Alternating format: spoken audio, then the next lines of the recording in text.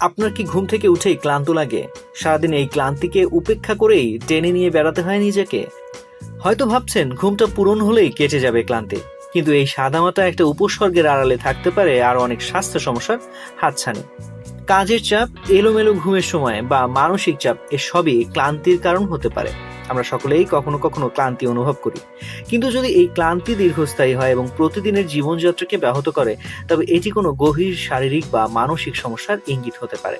গবেষকরা বিভিন্ন কারণে ইঙ্গিত করেছেন যা দীর্ঘস্থায়ী ক্লান্তি ও অবসাদের পেছনে দায়ী হতে পারে। তো আসুন দেরি না করে শুরু করা যাক আমাদের আজকের আলোচনা। শারীরিক ও মানসিক কারণ। অ্যানিমিয়া বা রক্তশূন্যতা। অ্যানিমিয়া হলো শরীরে লোহিত রক্তকণিকা বা হিমোগ্লোবিনের অভাব। এটি অক্সিজেন পরিবহনে বাধা তৈরি করে, যার ফলে শরীর দুর্বল ও ক্লান্ত লাগে। বিশেষ করে নারীদের মধ্যে এই সমস্যা বেশি দেখা যায়। গবেষকদের মতে আয়রন, ভিটামিন B12 এবং ফোলেটের অভাব অ্যানিমিয়ার প্রধান কারণ। থাইরয়েড সমস্যা। থাইরয়েড গ্রন্থির কার্যকারিতার তারতম্য ক্লান্তির কারণ হতে পারে।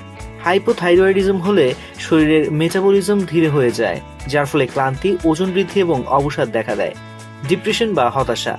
ডিপ্রেশন বা হতাশা ক্লান্তির একটি প্রধান কারণ। এটি যদি মানসিক নয়, শারীরিকভাবেও প্রভাব ফেলে। হতাশাগ্রস্ত ব্যক্তিরা প্রায়ই শক্তি হারিয়ে ফেলেন এবং কোনো কাজে উৎসাহ খুঁজে পান না। গবেষকরা বলছেন ডিপ্রেশনের সময় মস্তিষ্কের নিউরোট্রান্সমিটারের ভারসাম্য নষ্ট হয়, যা শারীরিক ক্লান্তির কারণ হতে পারে। ডায়াবেটিস। ডায়াবেটিসে আক্রান্ত ব্যক্তিদের রক্তে শর্করার মাত্রা অনিয়ন্ত্রিত থাকে, যা শক্তির মাত্রাকে প্রভাবিত করে। ইনসুলিনের অসামঞ্জস্যতা বা রক্তে গ্লুকোজের মাত্রা কমে গেলে ক্লান্তি ও দুর্বলতা দেখা দেয়। ঘুমের সমস্যা। ইনসোমনিয়া বা স্লিপ অ্যাপনিয়া। ঘুমের গুণগত মান কমে গেলে বা পর্যাপ্ত ঘুম না হলে ক্লান্তি স্বাভাবিক।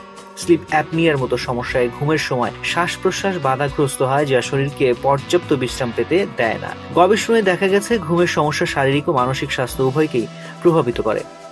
অ্যাংজাইটি বা উদ্বেগ। অতিরিক্ত উদ্বেগ ও চিন্তা মানসিক শক্তি নিঃশেষ করে দেয়।